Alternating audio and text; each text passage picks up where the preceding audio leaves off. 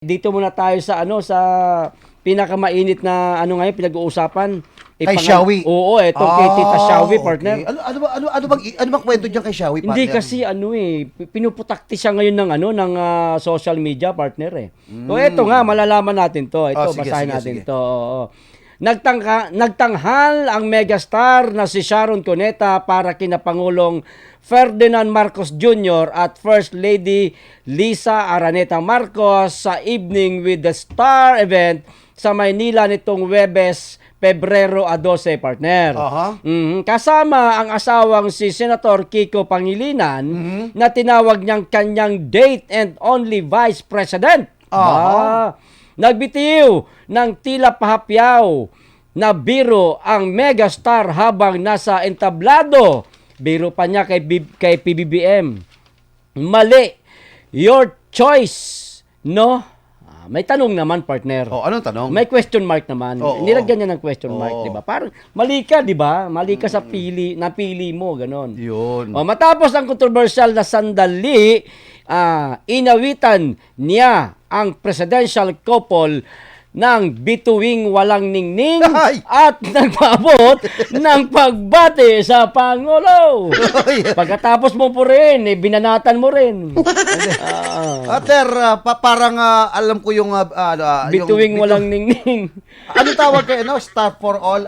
Star for kay Sharon? Megastar. Megastar.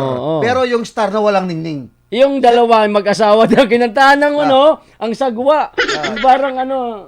Parang kinutsa ba? Yakapin mo ako. Hindi, balutin. Bagay yan sa mga balutin mo ako sa init ng iyong pagmamahal. Yan. Sino ba babalot sa'yo sa araw ng Pebrero 14, partner? Okay. Partner, ano yung tanong dito? Ano pag-uusapan natin dito kay Jawi? Para bang sinasabi niya dito, partner, etong si Pangulong Bongbong Marcos, siya pa ang nagkamaling pumili ng Vice Presidente. Ganun talaga. Shocking yan, ganun talaga. Partner, shocking yan. Kasi alam ba bakit? Unang-una po, para sa kaalaman po ng lahat, si Vice President Inday Sara Duterte po, hindi po siya ang nanligaw yan sa mga Marcos. Tandaan niyo po to, ha? Kaya Shawi, maging sino ka man. Paano? Ala Robin Padilla. Mamaya natin pag-usayo. Tingnan nyo, mga partners, mga kababayan, hindi po si Duterte, si BP Sara, ang nanligaw at nakiusap na makipag-partner sa mga Marcos. Ang maliwanag po na nakita po natin at inamin naman ni Amy Marcos na kami ang pumunta dyan, kami ang nakiusap dyan para gawin naming Vice Presidente. Bakit di niya alam? Kaya nga, di ba, between walang ningning, wala na rin siyang ningning. Kumbaga, nagpapapansin na rin si Ate Shawi. Para magkaroon ng ningning. Ganon. Ganyan talaga pag kumukupas na. Kumukupas na. At partner, dagdag pa tayo. Sige. Damihan mo. Damihan natin. Kasi dalawa lang tayo. Manawa ka ngayon. Hindi ba? Partner, tignan natin unat sa lahat siguro hindi nanonood si Ate Shawi. Nang alin? Ng mga ginagawa ng asawa niya. Yung asawa niya, partner, gigil na gigil ito sa mga Marcos, partikularmente nung naisipalibing ng mga Marcos yung tatay ni Bongbong Marcos. Kasi ganun din si Kiko, gigil na gigil din siya . Di ba? Kaya sabi ko, yung asawa niya, di ba, asawa niya si Kiko. Balingbing. Di ba? Ito, dito mo makikita na gigil sila nung ipapalibing na si Ferdinand Edrel Marcos. Galit na galit itong si Kiko. Kiko. Ganun din yung asawa niya? Ganun din si Sharon? Hindi pa nakita na galit yun . Pero ngayon, partner, yung gigil na gigil, tapos ngayon, para po silang mga linta na para bang pag kinantahan pa ng bituing walang ningning. Ang tawag dyan, partner, Di walang ningning yung mag-asawa. Bukod sa walang ningning, sila ay daig pa po nila mga kabayan yung linta. Hindi, ano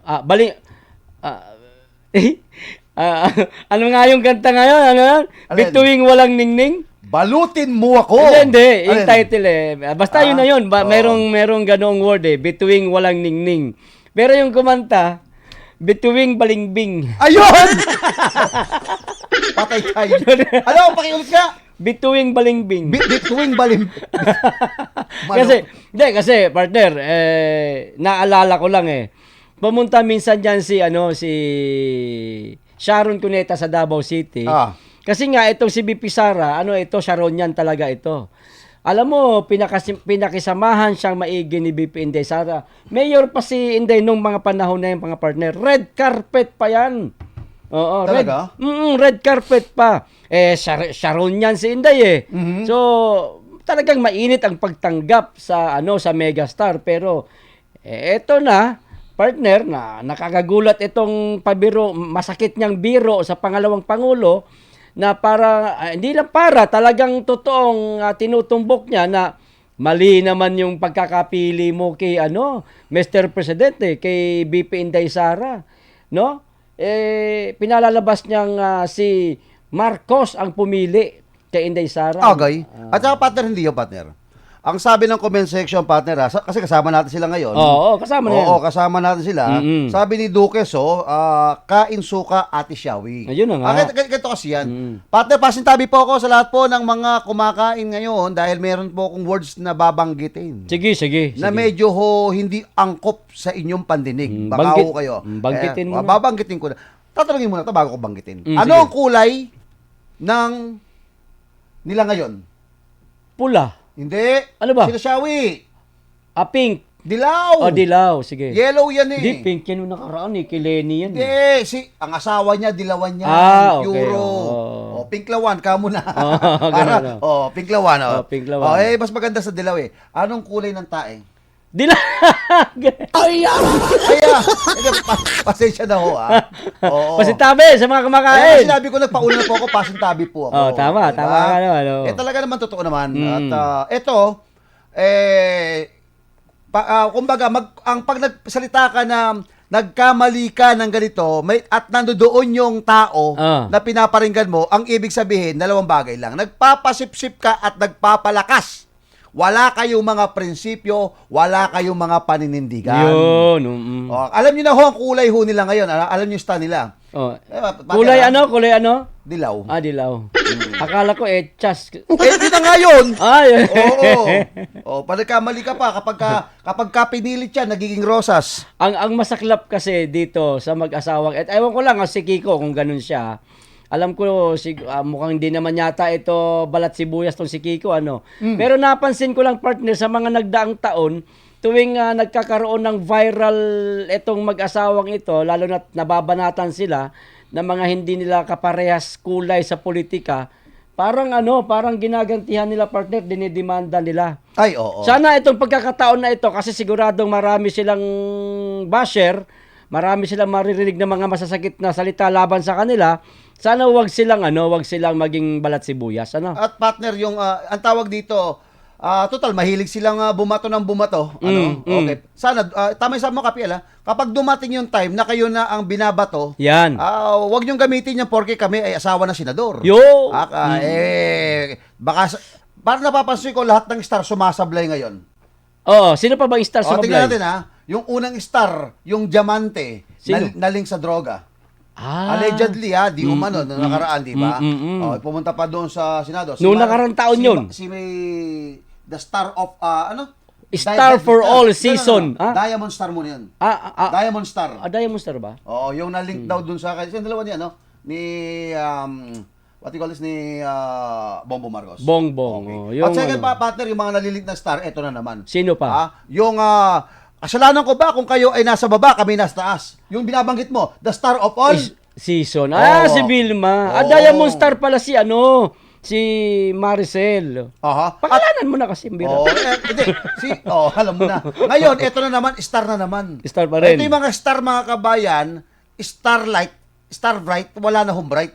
Talagang wala na hong ning-ning. Ayan. Di ba? Nagpapapansin na lang. Wala na. Ay, hindi, partner, di ba nagpapansin sa atin yan Nagpapapansin niya kay Bongbong Marcos Kasi nandoon siya nung sinabihan na gano'n Di ba? Ito, tanong ko sa'yo, partner. Kung nasabi niyang mali ang pagpili, daw. Lagyan natin ng daw kasi hindi naman talaga pinili ni Marcos si Inday, kundi etong si Marcos ang naglulumuhod kay Inday para maging VP. Oo. Kung ganun ang naging pronouncement niya, partner, ano naman ang masasabi mo sa pagpili niya sa mister niya? Hey, Kesa sa dun sa una niyang mister. hindi, Sige nga. ito hindi ko naman sinahatulan. Nakailan na ba siya? Hindi, ewan ko, di ko rin alam. Hindi ko kayo magpapaka dito. Baka sabihin nagmartes kami sa showbiz. Pintas ka ng pintas sa ibang tao. Tingnan mo muna yung sarili mo kahit artista ka. Yo! Dati may naanakan ka ni Gabi, di ba? Di ba? Totoo naman. Totoo naman. Tapos na-issue ka pa kay Richard Gomez. Ako po. Tama ko, hindi? Hindi ko alam. Hindi mo alam yun. Kasi Totoo yan. ikaw, nag-artista ka nung araw eh. Siyempre naman, artistahin tayo eh. Tapos, naling pa kay Binoy. Di ba? Tapos, nagsuntukan pa sila dalawa ni Richard Gomez tsaka ni Binoy. Dahil sa'yo. Dahil ba sa... Ayun ba dahilan nun? Hindi ko... Siya ang haba ng buhok mo, diba? te. Ang haba ng buhok mo. Nahabang hair. Nag-aaway ng dalawang maton. Nagagwapuhan. Ay!